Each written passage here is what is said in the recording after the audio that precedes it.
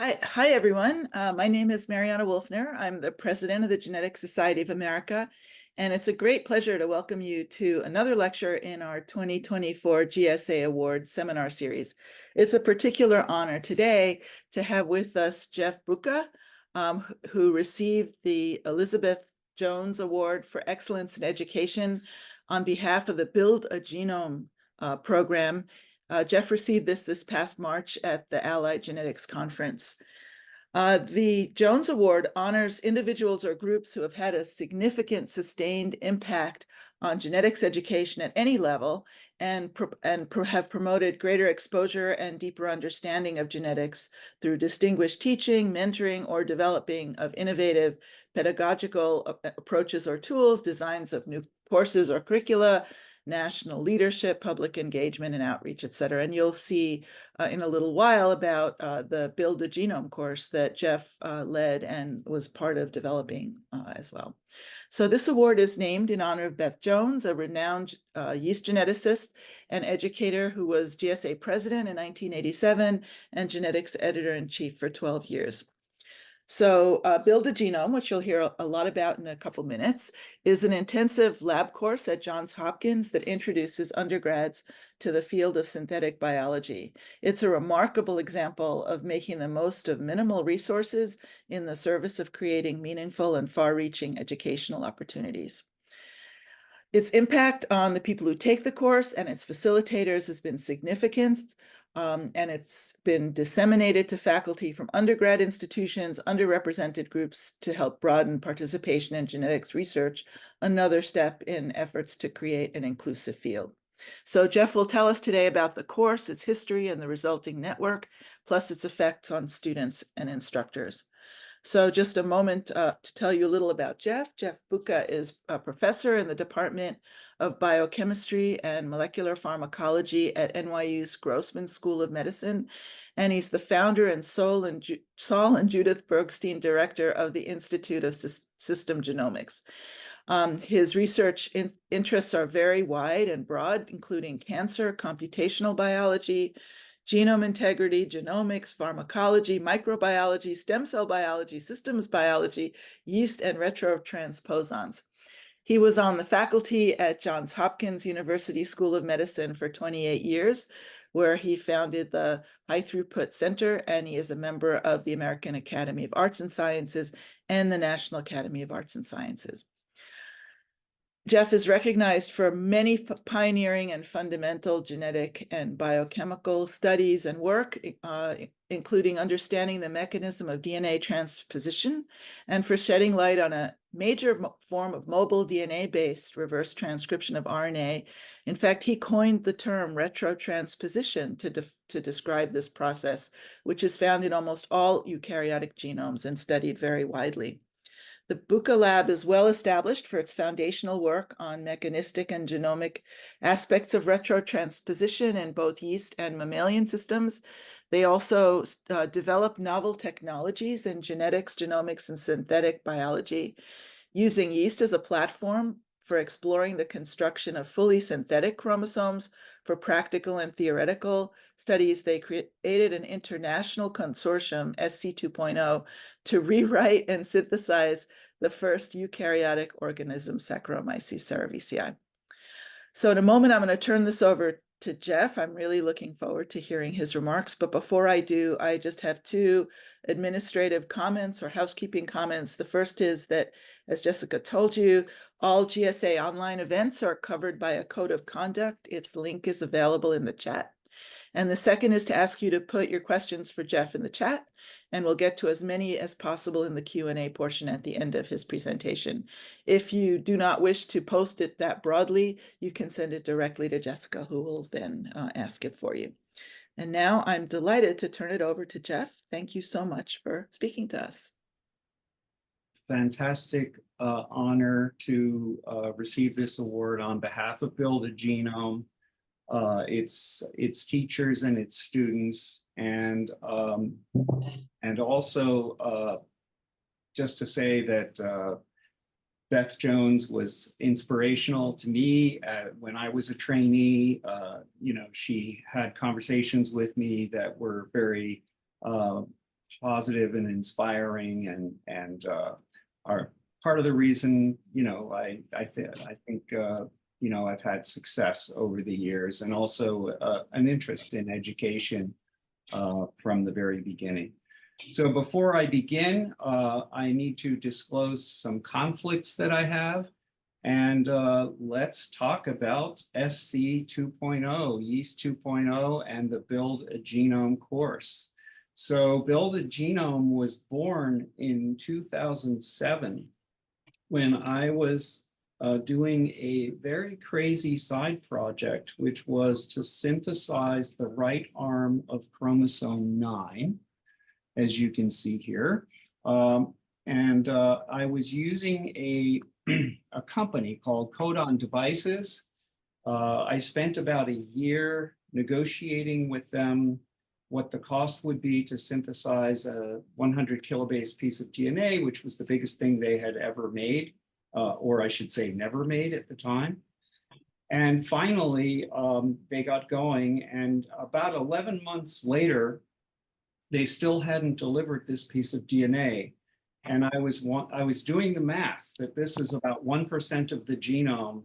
And I realized that this project was not going to be finished before I met my untimely end.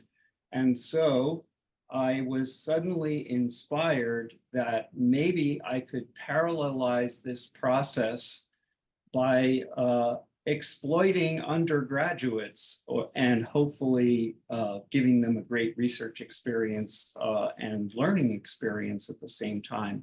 And this was how the Build-a-Genome course was born. As you heard, I was on the faculty at Johns Hopkins at the time, and I knew there were many undergrads. In fact, I had hosted many undergrads in my lab up until that point, and I knew that there were way more than that wanted a good research experience. And so we decided to try out a summer course initially, as you'll see in a moment. And it eventually became a course that hosted about 15 students per semester in a dedicated lab space in the Department of Biology and in the Department of Biomedical Engineering. It shifted around between a couple of locations. We did a boot camp with the students to see whether they were capable of learning and working with the simple methods on their own. And then we did something rather radical, which was we actually gave them a key to the lab so that they had 24/7 lab access. And as a consequence, these students and colleagues in other institutions actually built the starting materials for about 5 chromosomes. And in addition, they contributed to a couple of other, assembling a couple of other chromosomes. And so this spread to Loyola University of Maryland and Tianjin University. And now there's this Build-a-Genome network that ties together a number of undergraduate institutions where similar courses are being taught. And right now here at NYU, some of the Build-a-Genome students are helping us debug and combine synthetic chromosomes. And this has been heavily supported by the National Science Foundation, who both fund the project, but also has provided some support for the course as well. So believe it or not, this is the ad that we put out. I just discovered this morning. It was the spring of 2007. I knew that there was a vacant lab in the School of Medicine, a teaching lab. So we put together this advertisement for students who wanted to spend the summer of 2007 in Baltimore. What better way to spend a summer? We won't pay you, but you're going to have a wonderful learning experience, brutal long hours of work. We tried everything to get them not to apply, but sure enough, we ended up with, even though they had to have a personal interview with me to get into the course, we ended up with 8 students and they were all successful. And this ended up launching the course. Now, what did we do in those early days? DNA was not cheap, and we were very proud of the fact that we could start with 75 mers and assemble them using polymerase chain assembly into what we call building blocks of 750 base pairs. And since our labor costs were zero, this translated to a final price of about 30 cents a base pair, which seems laughably expensive today. But this diagram here is one of the first diagrams we used in teaching the students about what was going on in the project as well as in their test tubes. So going from very small pieces of DNA to ever larger fragments, and then eventually these so-called mega chunks would be used to overwrite a section of a yeast chromosome. So the very early days, the students were working on this part of the hierarchy here, and later on, they actually participated in some of the higher order assemblies. So the course had to evolve with the technology. So during those first few years, we were able to go from the very beginning in this borrowed medical school lab, 8 students. They really only had about 8 weeks to spend. We had a couple of PCR machines we bought on eBay. Each student was assigned 2 750 base pair building blocks. All 8 students succeeded in making at least one of them and sequencing it and showing that it was correct. And so by that fall, we teamed up with the biology department, the biomedical engineering department to offer this as a permanent course every semester. And ultimately, the students were producing as much as 20 kb per student, to 10 kb being typical, with more and more every time we ran the course, and we became more efficient and they became more efficient. But then we hit a certain point here where 30 cents a base pair, I was able to just buy the DNA from a synthesis provider for 30 cents a base pair. So it didn't really make sense anymore. And we went then to what we called mini chunk and chunk synthesis, or assembly really, where smaller pieces of DNA were strung together into these mini chunks or chunks. And the course continued in that way for several years. As I mentioned, several chromosomes worth of DNA was made by members of the course. And then there was another big breakthrough around 2013 when the Build-a-Genome China course was started. Yingjin Yuan from Tianjin University approached us about getting involved, and we told them everything we knew about how to make DNA. We hosted some of his students and trainees. They helped us teach the course, and then we launched it over there, and that was incredibly successful. As you'll hear later on, it led to the synthesis of one entire chromosome basically in one semester. And in 2020, we launched a Build-a-Genome course up here in the Department of Biology at NYU. And these are the 2 individuals who taught the most recent iteration of the course, Jeremy Xiao and Raquel Ordonez. So in thinking about the history of the course, there were some amusing interactions with the administration. A registrar of a prominent university, we discovered that about a quarter of the students, they all loved the course. We really had just great success with the students. They really enjoyed it, but 25% of them loved it so much that they wanted to take it a second time. So we went to talk to the registrar, and they didn't understand that concept at all and said, absolutely not. So we had to come up with another game plan. And that was, we created a second course called Build-a-Genome Mentor. And interestingly, it met at exactly the same place and time as Build-a-Genome. And so many of our students both helped the incoming students, but mostly they did sort of an independent research project within the context of the course. So this was another interesting dimension of it.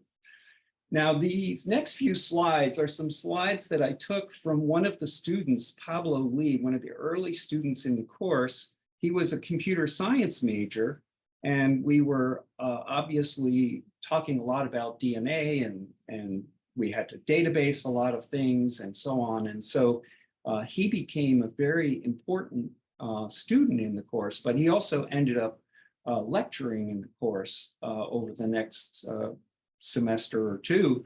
And so some of these slides are taken from his presentation, and this is one of my favorite ones. This was actually a picture of me back in the summer of 2007, doing my classic PCR demonstration with the two fingers representing the two primers.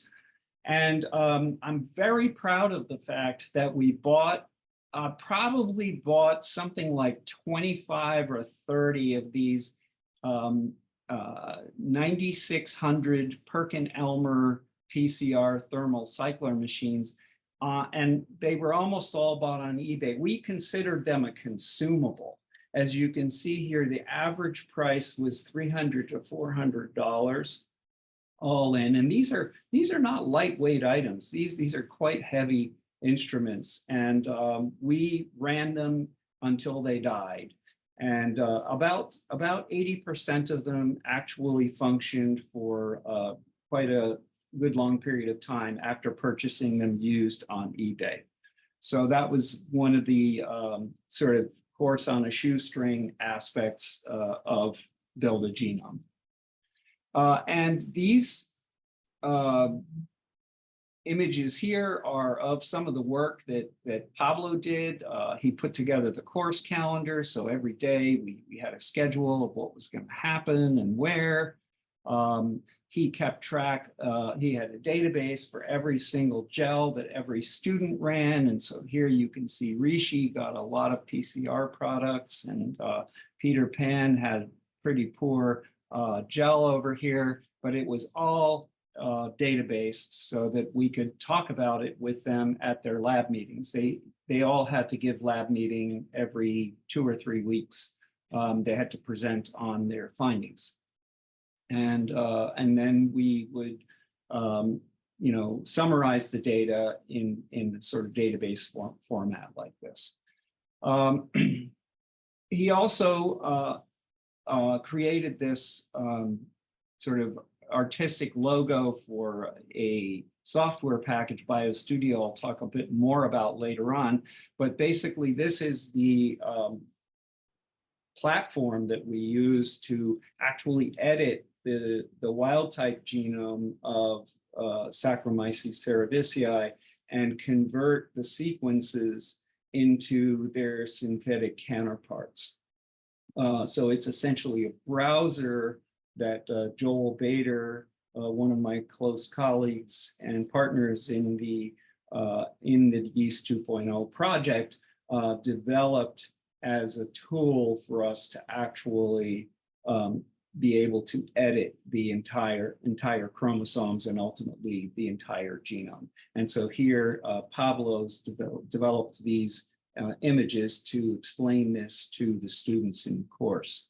And this is just showing that here is one step where we've reconfigured the browser to actually delete a tRNA from the sequence and click a button, and then you can move on to the next edit. So just again, as an example of how we actually use these tools. And then Pablo wrote this package called Clone QC, which was basically used to take a look at the sequences that the students determined of their clones that they picked of PCR products. And the goal, of course, is to pick a clone that doesn't have any mutations in it. And so he developed some graphical images here of the different oligos and the different clones per building block per student. So a typical student would be evaluating 216 sequences. So pretty advanced for that time in particular. And then here is the summary of one person's attempts at a certain building block from chromosome 9 left arm. And this was all put together into a master database that Pablo built. And we've been through many iterations of this database since, but he was a particularly memorable early student in the class. And really, our students are one of the things that I'm still excited about when I think back on it. The students who were actually working in the lab there and taking the lectures and the discussions and the lab meetings. And, it's been very rewarding to, get some sort of unsolicited emails over the years from these people and see, where they ended up. And so, I just this morning went through and looked at what some of these people were doing, because I've lost touch with some of them. But here we have a chief of staff at Medtronic, an engineer at Genentech, a resident at the University of Iowa, and Janice Chen, who's really one of our star alumni. She's the co-founder and chief technical officer of Mammoth Biosciences. And there are some that are in academia, by the way. They're not all in biotech and medicine. Okay, so now I'm going to shift to a few of the slides that I like to show when I gave my introductory lectures to the course. So, of course, I love this organism, the budding yeast Saccharomyces cerevisiae, and I found that communicating about it to undergraduates, it was always helpful to talk about alcoholic beverages. So indeed, Saccharomyces cerevisiae means sugar fungus found in beer. And favorite quote here from Benjamin Franklin: beer is living proof that God loves us and wants us to be happy. And this other very interesting speculation from Charles Brenner about how did we humans first domesticate yeast? So the hypothesis is that mashed grains were stored in some kind of vessel in the Fertile Crescent, these became inoculated with Saccharomyces and were probably considered magic vessels, and this is probably how it all began. And then, of course, I talk about Pasteur and how yeast was the original microorganism that was colony purified by him, one of his seminal contributions that most people don't remember. And then the fact that Saccharomyces cerevisiae isolates that we work with today, many of them were purified from human beers and had a big, that process of colony purification had a big impact on the quality of the industry, the brewing industry.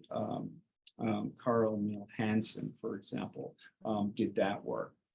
And then we like to talk about this wonderful little piece of lapis lazuli here from Sumeria, that it's cylindrical, and when you roll it on a piece of clay, you get this repeating pattern of people drinking fermented beverages through long straws. And this is claimed to be the first evidence of humans drinking fermented beverages, that the bottom yeast would fall to the bottom of the vessel and the long straws would be used to drink the nice fermented beverages below. And this comes from Queen Puabi of Sumeria, and this is supposedly what she looked at. I don't remember where I found that, but anyway, that's one of the fun things that we discussed with the students.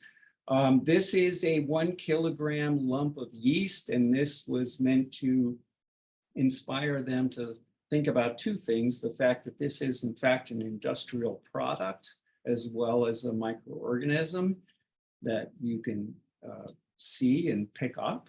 And in that 1 kilogram, there are 6 trillion cells, or about 1,000 times the world's human population. And that's intended to get them to think about the fact that with a microorganism, you can do things with really huge numbers, and this gives you tremendous experimental power. And then I would always like to spice it up with some news about yeast or synthetic biology, and this happens to be from a 2016 lecture when I heard about the work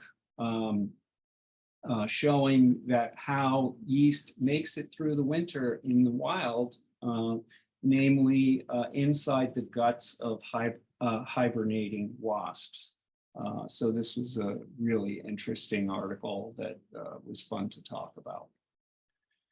And then I always like to talk not just about Cerevisiae, but also about pombe, Schizosaccharomyces pombe, the African beer yeast, also used to make millet wine. And the word pombe in Swahili is used to refer to these beverages, but also generically to as alcohol. So it's, again, interesting name.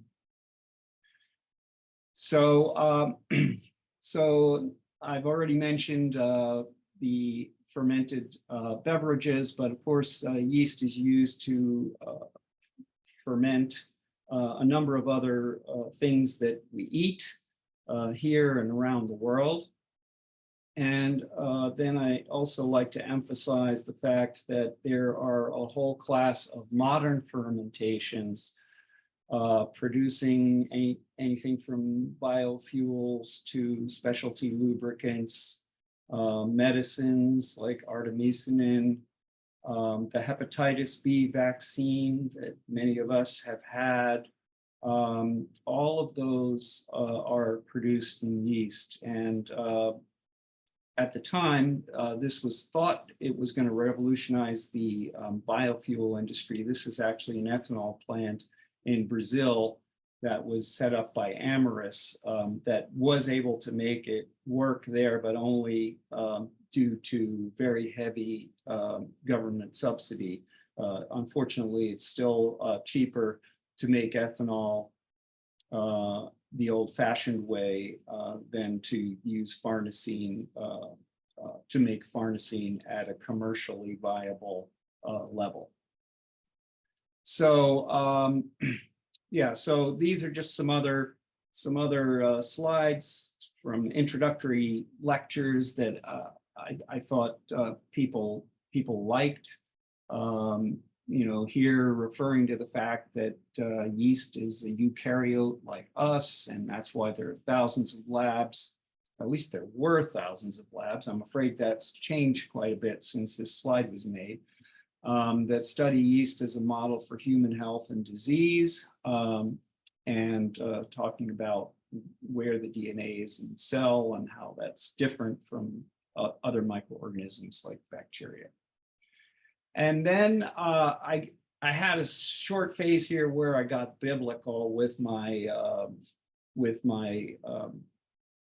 analogies. So obviously, the language of DNA is written in 4 characters. The language of English, which of course the Bible wasn't originally written in English, but that's how we read it now anyway. Is 26 characters A to Z.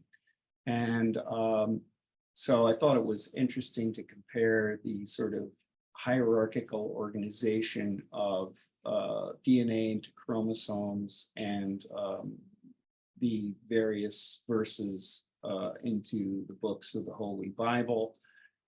So in humans, we have 23 chromosome pairs, and in the Holy Bible, we have 52 books, so pretty close.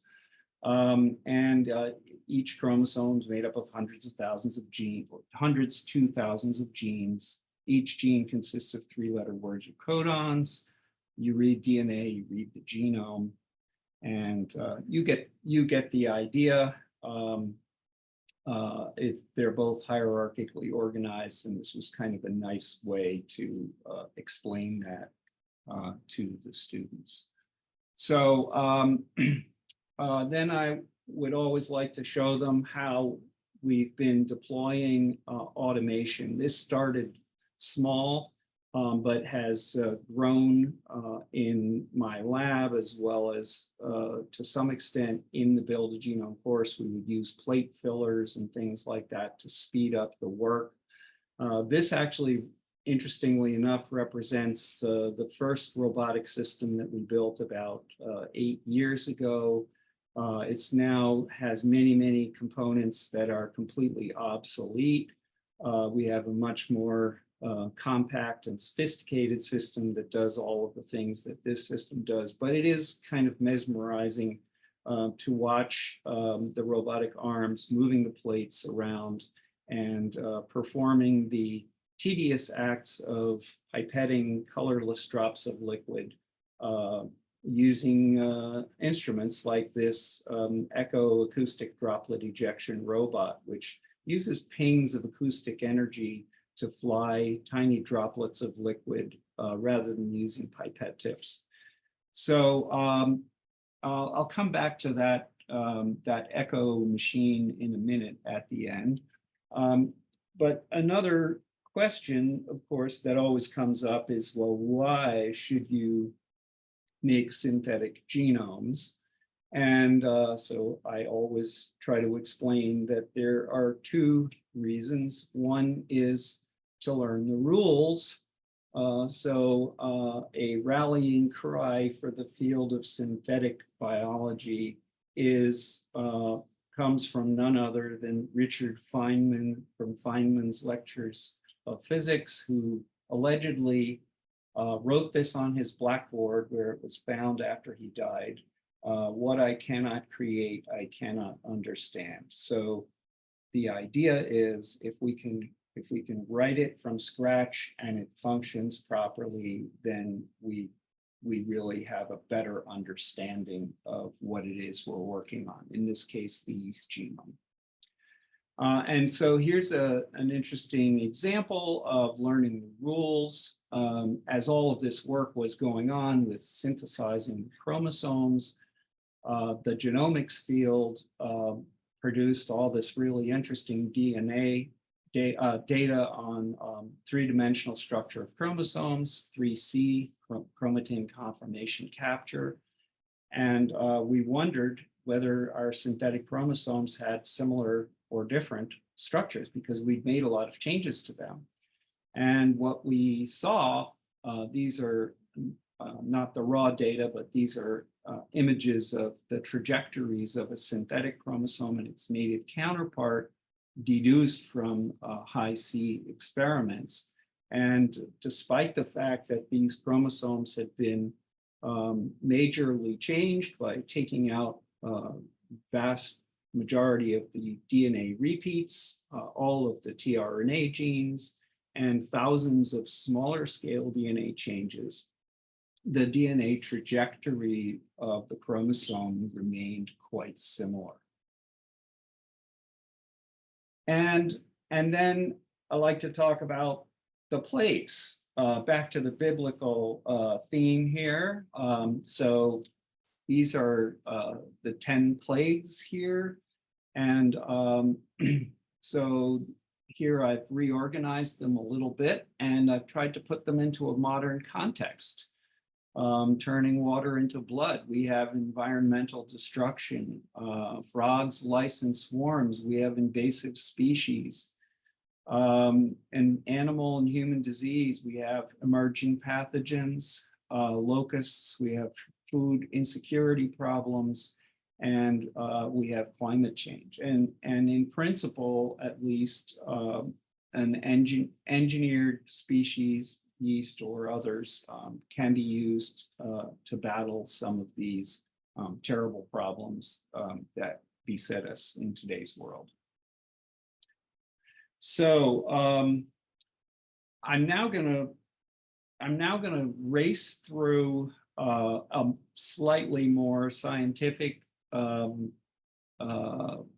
recap of SC 2.0 or yeast 2.0 and what we did and what we learned.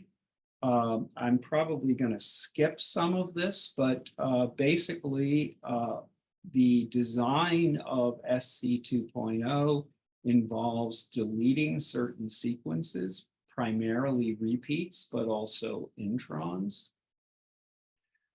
We also, one of our boldest moves was to remove all the tRNA genes from the normal chromosomes and move them to a special chromosome we call a neochromosome. And these maneuvers were designed to enhance the stability of the genome and probe the essentiality of splicing. If we can succeed at removing all of the introns, we don't know whether that's possible yet, but we think it probably will be, then we will be able to ask whether the splicing machinery itself is dispensable. So that's kind of an interesting question. We also added LOXP sites to certain sequences in the genome. This enables the scrambling of the genome. This is kind of an inducible genetic flexibility system.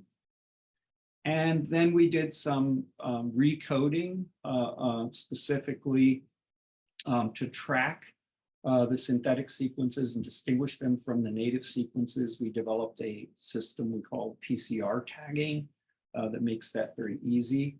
And then we converted every instance of the TAG stop codon to TAA, freeing up a codon for other types of work in the future. But fundamentally, it's a designer fully synthetic genome that really started its life as a bunch of 75 mers, as I showed on one of those early slides, and then a whole hierarchy of assembly steps. This shows a chromosome, a native chromosome in black, and the sort of final steps of assembling the synthetic counterparts of these sequences through a process we call swap-in for switching auxotrophies progressively for integration, and step-by-step producing a synthetic chromosome derived from these synthetic segments, which contain the same set of genes, but with all these designer modifications introduced. And this way, we are also testing one stage at a time. These megachunks are 30 to 60 kilobases in length. And each time we can check to make sure there's no fitness defect or anything of that nature. And sometimes there are. I love to show this movie. This is a movie of, it starts out with native chromosome 5. You can see the open reading frames here. And what you're seeing is step by step, all of the edits that we made to the genome. And it's going to cycle back on itself. You'll see these green diamonds. Those are the LOXP sites that we've inserted at strategic points in the genome. You'll see these gray bars, which are the PCR tags. And you'll see that some of the edits happen globally all at once. It's one click of a computer mouse. But other ones where we're deleting things, there's a human designer going through and carefully considering every single deletion or other change that's being made. And this is this software, BioStudio, is the work of Joel Bader and his colleagues Sarah Richardson, who actually started out as a high school student in my lab. And became a PhD student with him, Giovanni and Kuhn. And this is chromosome 5, and the synthetic version of it was entirely built by the Build-a-Genome China course led by YJ Yuan Tianjin. And so as you heard, this project, the larger project has gone global, and we assigned the various chromosomes to teams all over the world. Here is, in fact, the Build-A-Genome class that's did all of the building blocks for synthetic chromosome 5 in one semester. They had a much bigger, you could say almost an army of undergraduates in one semester that managed to do this. Let's move along.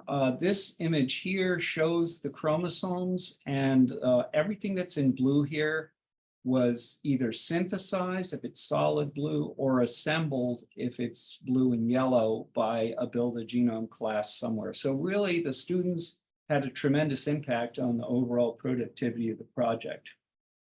And then these are some of the partners that we had in the project. Okay, I think I'm gonna move along here.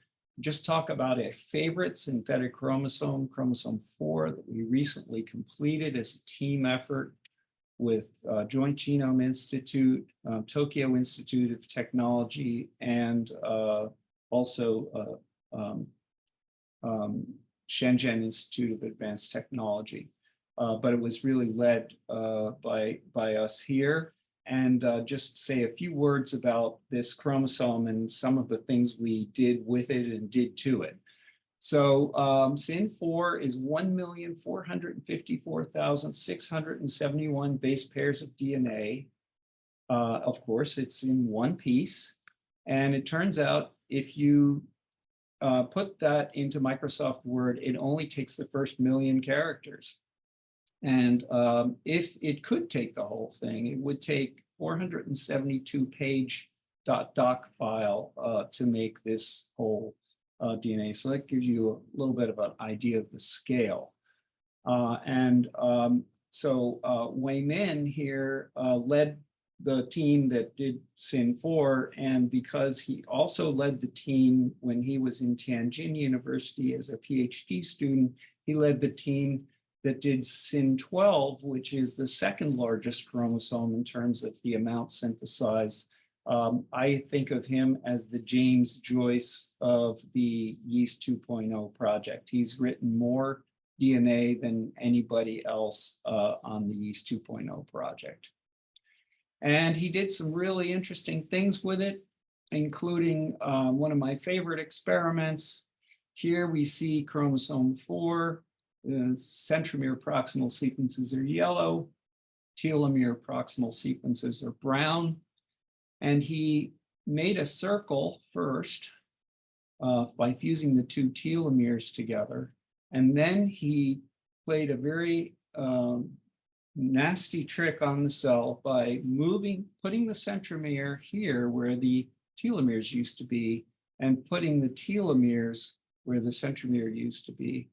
And remarkably, all 4 of these strains show relatively normal growth phenotypes and transcriptome. So even though he completely changed the order of the genes on the arms, there was very little phenotypic impact. And then he did something even more amazing, I think.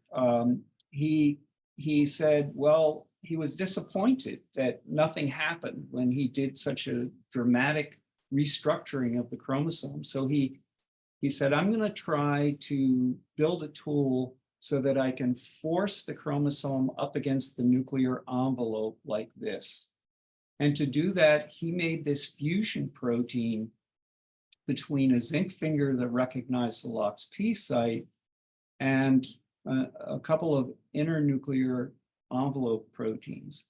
And to make a long story short, I'm not going to go through the details, but he provided evidence that when you express this fusion protein in a SYN4 strain, which has 279 of these LOXP sites in it, you see that a whole bunch of genes get downregulated, only in the SYN4 strain, not in the BY strain, where you have about the same change in gene expression up and down. Here, there's way more genes that are downregulated. So I think I'm going to skip over this discussion of scrambling and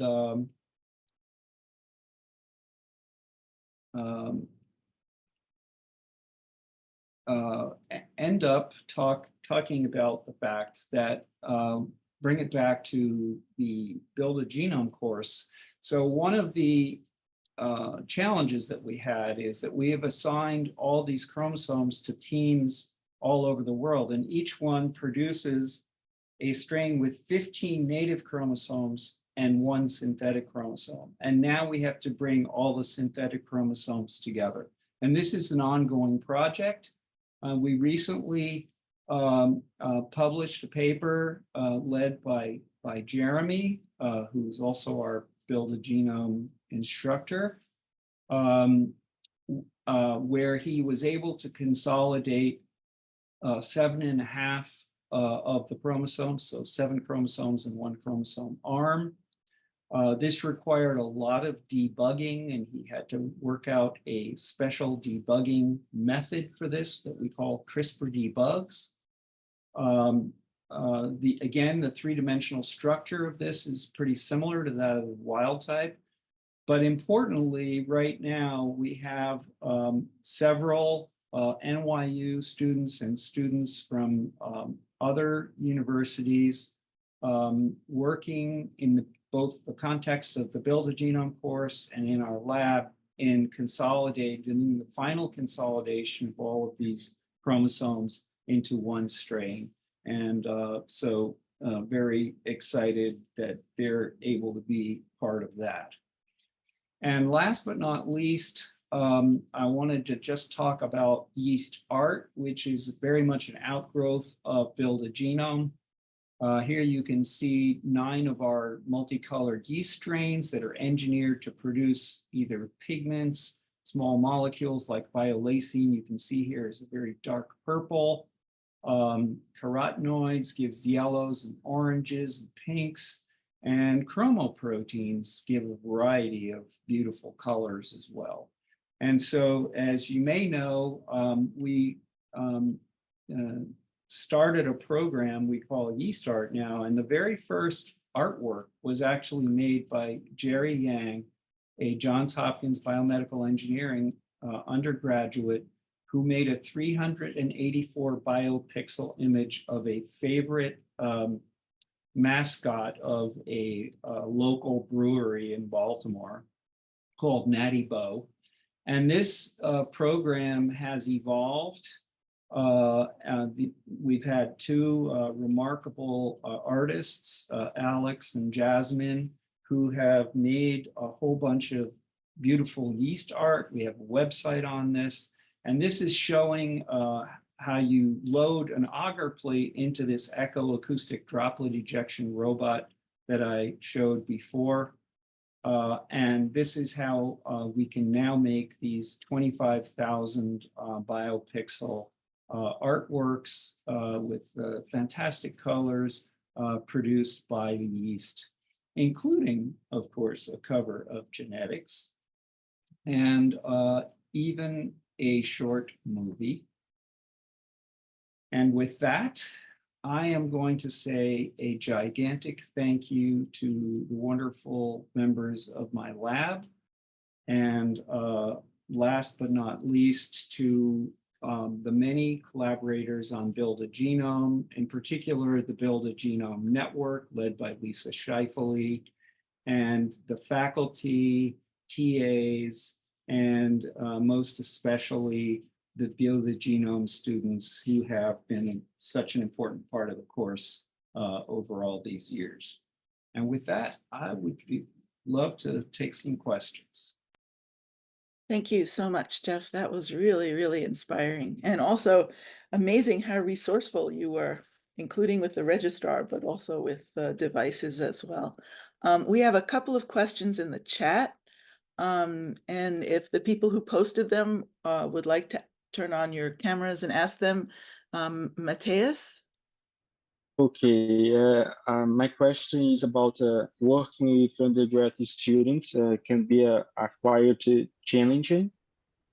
So, and how did you manage to organize and maintain the quality of your data? Right. Yes, great question. So, as I mentioned, we did make a big effort to database every single gel and every single DNA sequence that was determined. And in terms of the quality, Sanger sequencing doesn't lie. So you can't, there's no way you can cheat the system. Maybe now there is with, I don't know, fake news and artificial intelligence. Maybe there would be a way to do it now, but certainly back in the day, it's very obvious whether or not the person has gotten the right sequence. And then, of course, there's the gels and everything else. So I would say during the early phase, it was made easier by the fact that the type of data was very much the same type over and over and over again. So we were able to database it. As time has moved on and we've shifted to looking at things like scrambling and higher order assemblies and intercrossing strains with different synthetic chromosomes, it's become more challenging. I think we use benchling as a system for keeping all of our lab notebooks. And so that's what we do nowadays. Christopher Jones. Hello. Lovely talk. Really enjoyed it, especially some of the art stuff at the end. Not that the science wasn't really cool, but the art stuff has a certain je ne sais quoi. Right. I'm involved in a couple of cures, and something that I often run into are questions of assessment. And so I'm curious, with the Build-A-Genome project, what you and your teaching assistants did to evaluate student contributions, performance, whatever. I mean, if it counts as a course, Yep. How did you decide if a student did good? Right. Well, so we, particularly in the early phases there, where the data produced was very structured and so on, it was very easy to just simply evaluate, did they make whatever it was, 8 kilobases worth of DNA, or if they didn't, how close did they get to it? Mm-hmm. But equally importantly, we would, the lab meetings and the presentations at lab meetings were evaluated, and we would give feedback on them. So it was, at the end of the day, it was a combination of weighing those two things.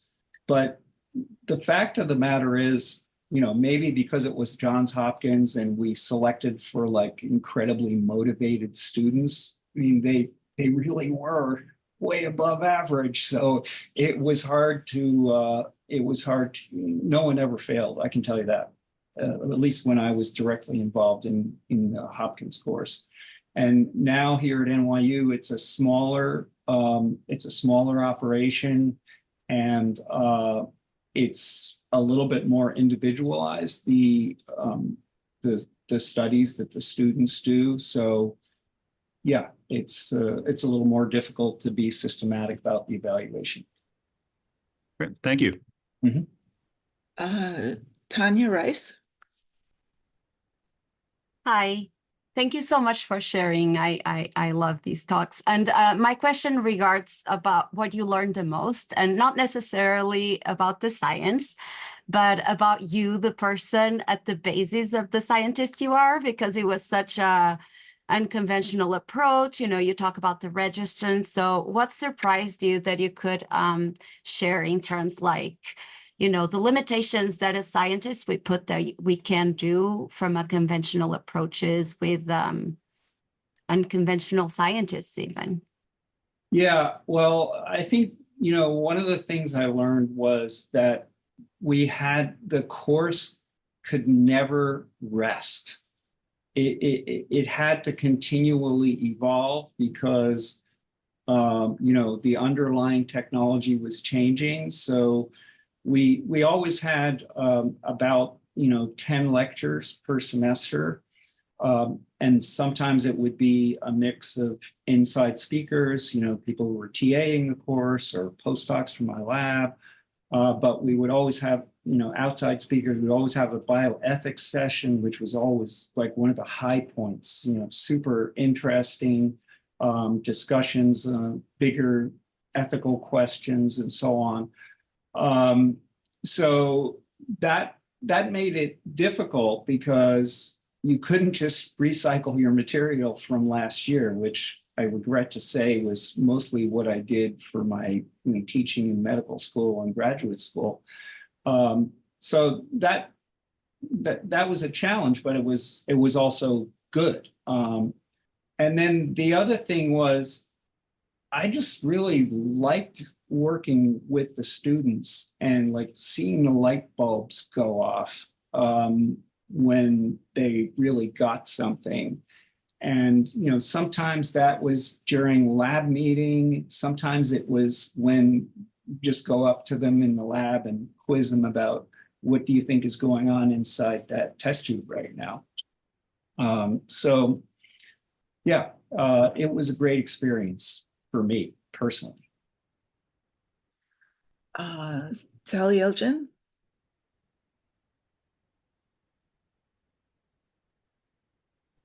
Jef, great talk. I want to take Chris's question one step further on assessment. You had some wonderful anecdotal results, students who had done well and let you know.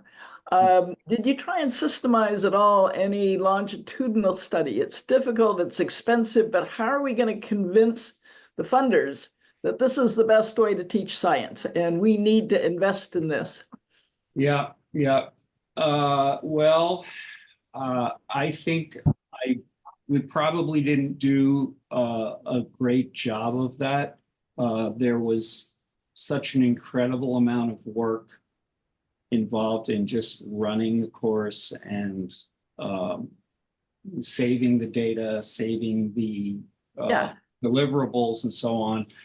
I mean, the one thing I can say is one thing that I promised the students was that if they, you know, delivered, which they all pretty much did, really, they all delivered DNA, that they would be a co-author on application. And so, I mean, we published some papers last fall, and I counted them up, and I think there were 75 student co-authors on those papers, something like that. I don't remember the exact number, but it's so, you know, that's not really an assessment, but it is something that I value that came out of the course. Yeah, it's good for the students. I think it's good for the field also. And we have the advantage in genomics that people are getting used to the idea that big projects have lots of co-authors. That helps.